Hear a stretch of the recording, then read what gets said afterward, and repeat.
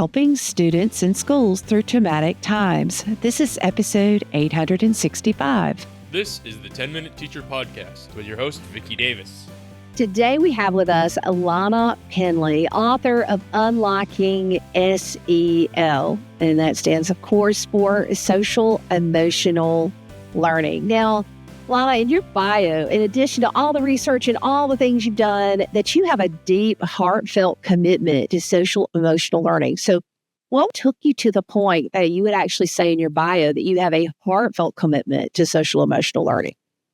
Well, Vicki, first of all, thank you for having me on your show today. I'm excited to talk to you about that, but let's get going with that question. So I didn't start that way. I was a principal for more than a decade, and just like many principals, I felt I was trained in principal school, raise test scores. Like that's what I was hired to do, the principal out in Portland, Oregon.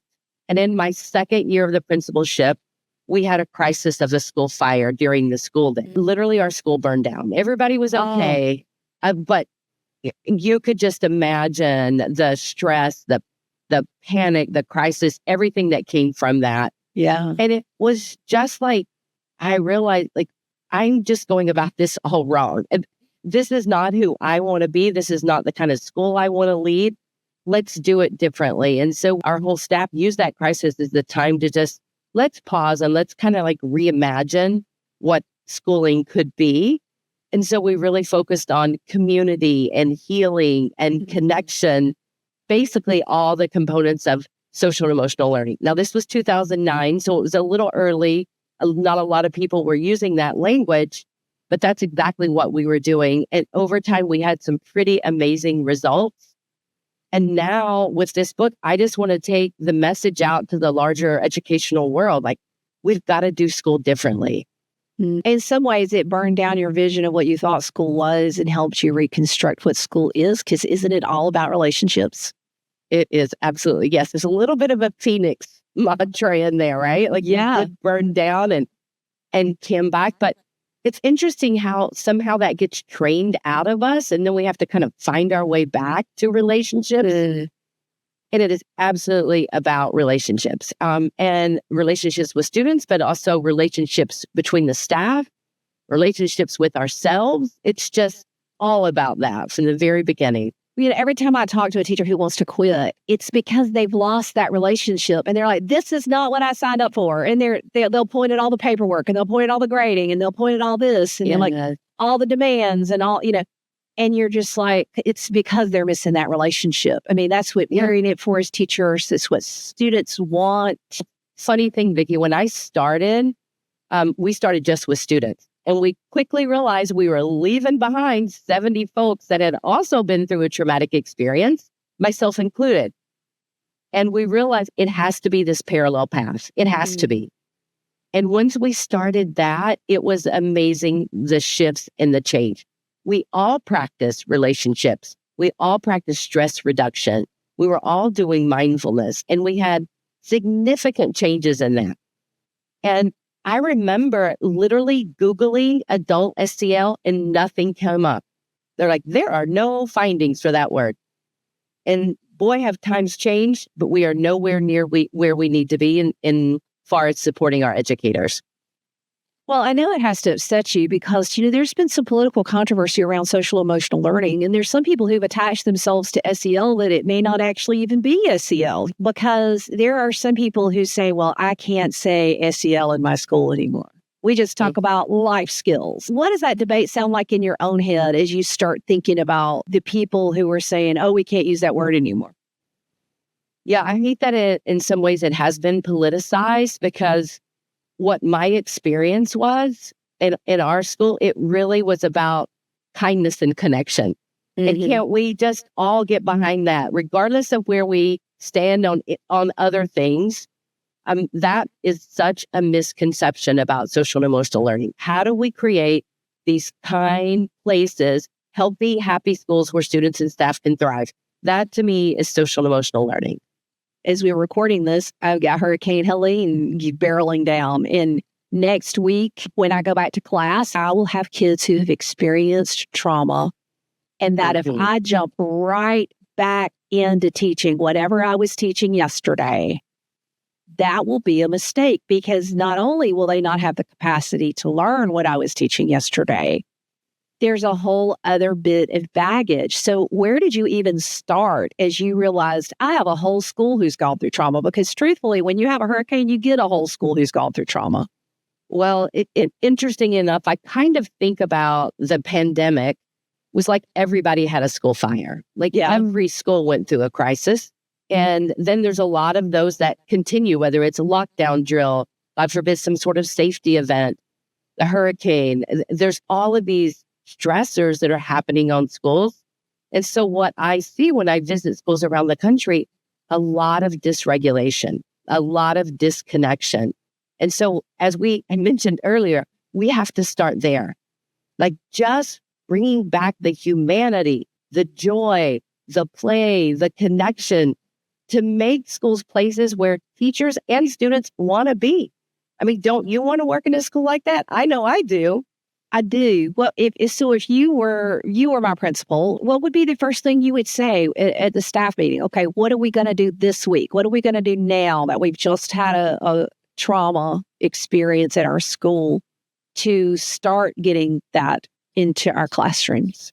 Well, I would first recognize the humanity of the adults and provide time for them to connect with each other. How was that for you? What was your experience? Because maybe we had a teacher who had a super traumatic situation and we can't pretend like that's not there. So that's the first thing, is I would provide some space to talk about what happened.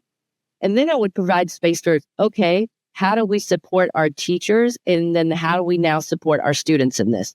How do we provide time for them to talk about, or at least give them the option to talk about what they experienced? What was real for them? What was it like for them? With an option to pass, of course, but just doing some sort of circle time where they could really just connect about what life was like and what they just went through. But pretend like it didn't happen. Of course, age appropriate, but that's not the way to go either, right? Like, okay, get started on your math. You're like, wait, I just went through a hurricane. Right? Like I need to think about, we need to process, we need to talk about this. And then we would do some sort of mindful practice to help them feel a bit calmer and more connected in their bodies before we even started focusing on academics. And of course, the academics and the sense of normalcy is a good thing. That's part of the healing. So we're not saying like, don't do anything but talk about all you went through. I mean, there is some comfort in, okay, I'm getting to work. We're hearing this together. We're moving forward.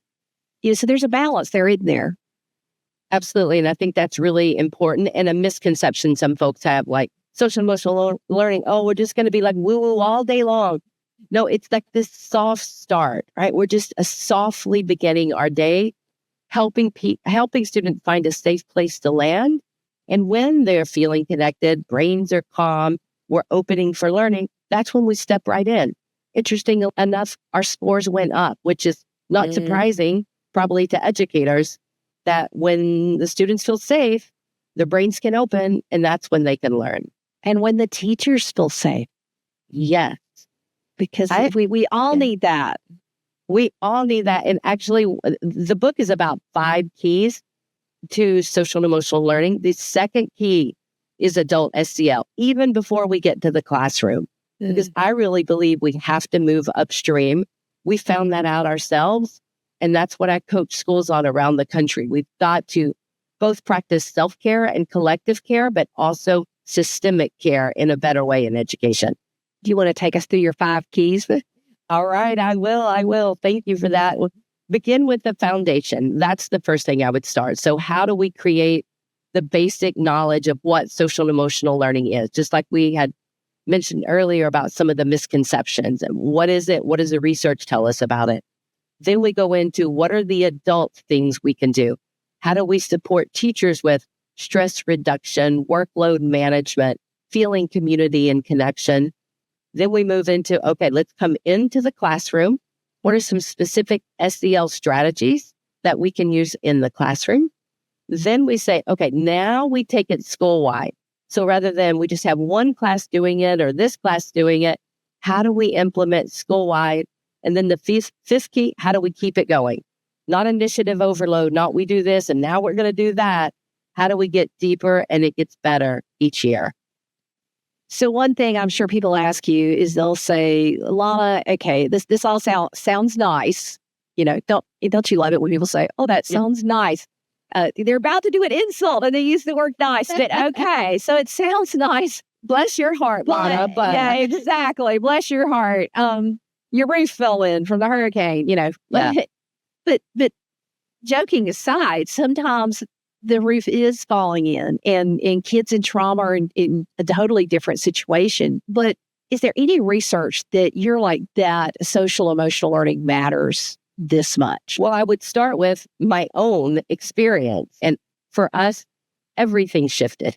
Everything.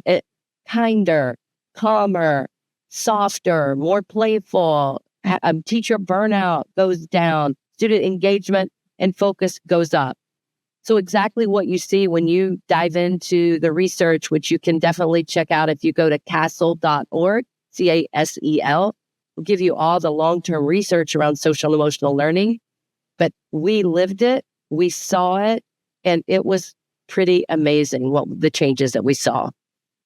So could you give us one thing teachers can do right now in their classroom relating to social emotional learning? Okay, if I had to say one thing, it would be start with some intentional breathing practices. So the beginning of the school day is pretty stressful. I'm sure your listeners can feel that. Like our own lives, getting ready, our kids, our dogs, and getting to school. And then what we used to do before SEL is we would be like, okay, get started. You're behind, get going. That was kind of the vibe that we were bringing. Change that whole thing up.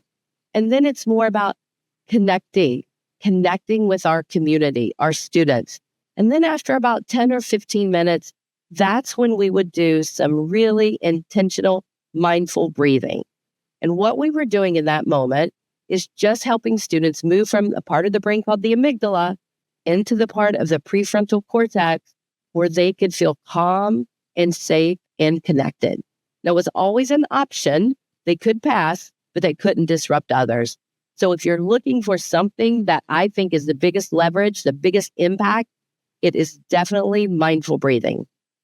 I teach my students and have for years just a breathing method that is shown to relax you before you take like the SAT or a major test, because test anxiety is a real problem for a lot of students. Anxiety in general is a problem.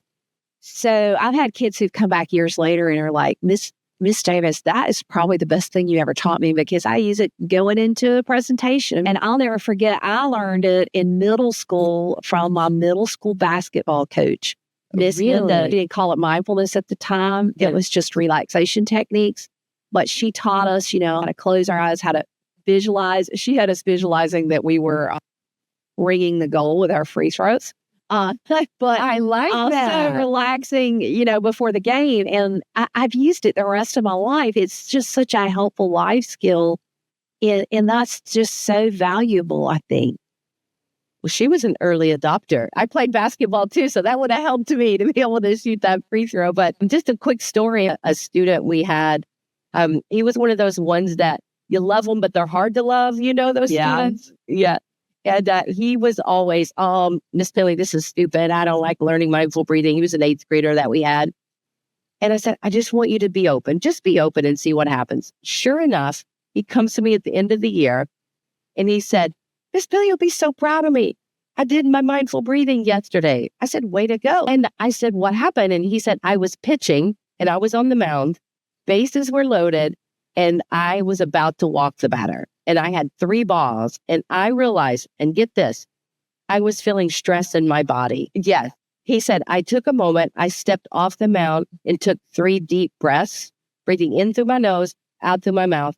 And I went back and threw a strike. I could deny this was a student you think is not even listening to any of this that's happening.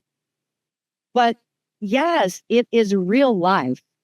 And I even think, is there anything more important that we teach students than to be aware of their own body, and they're empowered and they can calm their body when needed? And we need people to learn to take that deep breath, whether they're on the pitcher's mound or whether they've got a hard conversation. Yes. Or whether they're in traffic. That's one thing that I know the older generation looks at. They're like, why do these kids act that way? Well, if we're not allowed to talk about, well, this is how we behave in this context, and here's how we relax, and here's how we take that deep breath, and here's why we forgive, and here's why kindness is important, and this is why we relate to other people. I mean, these are things that we all need to be teaching. Yes. And somehow in a lot of our schools today, they've kind of lost their way and those things have disappeared, especially with the super focus on raising scores at the expense of everything else. So I like to think about it's like joy is making a comeback. That's what I'm saying is happening. We want our school to be happy and healthy for everyone. Mm-hmm. And that, to me, is what social emotional learning is all about. Not the particular curriculum that we're teaching, the student curriculum. That's important, an SEL curriculum. But it's so much more than that. And that is just one component. We want to create this community of connection. Lana Penley, the book is Unlocking SEL. These are the conversations we need to be having as schools, and particularly when we have things like this hurricane. We've got to have those conversations and acknowledge to give people the space to process as well as return to normalcy. So thanks for having this important and very timely conversation, Lana. I will be applying what you have taught me next week. All right. Thank you for having me. And thank you for the work you've been doing for a long time to make the world a little bit of a better place, Vicki. Thank you. You've been listening to the 10-Minute Teacher Podcast. If you want more content from Vicki Davis, you can find her on Facebook, X.com, TikTok, Threads, Instagram, Blue Sky, and YouTube at Cool Cat Teacher. Thank you for listening.